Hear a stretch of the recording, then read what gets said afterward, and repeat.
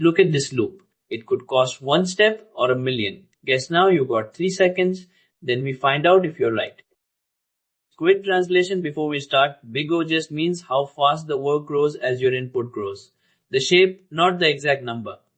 Now the game, 5 snippets, 3 seconds to guess, then I reveal and explain why. Let's go. This one's O of n. One loop touches every item exactly once, so the work grows in a straight line with the input size. Single pass linear time. In short, if you see one loop with no nesting, it's almost always n. Nested loop, so it's O of n squared, right? Guess before I reveal it. 3 seconds.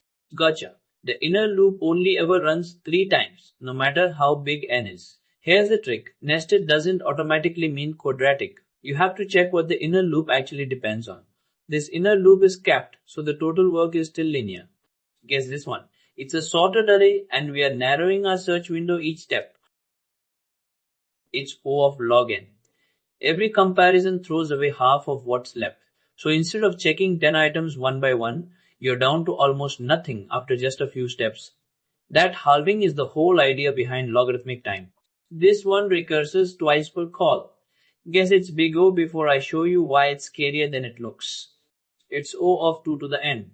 Every call spawns 2 more calls, and those spawn 2 more, so the tree of calls doubles at each level. Worse, it keeps recalculating the exact same smaller values over and over. I'll admit, the first time I wrote naive Fibonacci, I didn't expect it to choke fast around 40. That recomputation adds up fast. Last round, and this is the one that trips people up. There's a loop, and inside it, we're checking a hash map. Guess now before the reveal. It's O of n. The loop runs n times, but checking a hash map is constant time, not another full scan. People see a lookup inside a loop and panic to n squared, but a hash map check doesn't cost you a second loop. Clean. That's the whole trick round. So how many did you get right? Round 2 and round 5 are the classic traps.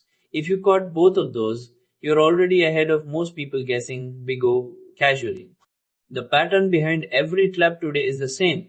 Don't guess from the shape of the code. Guess from what actually happens as the input grows. Count the real work, not the number of for loops on the page. Here's your reference for next time. Line from cheapest to most expensive.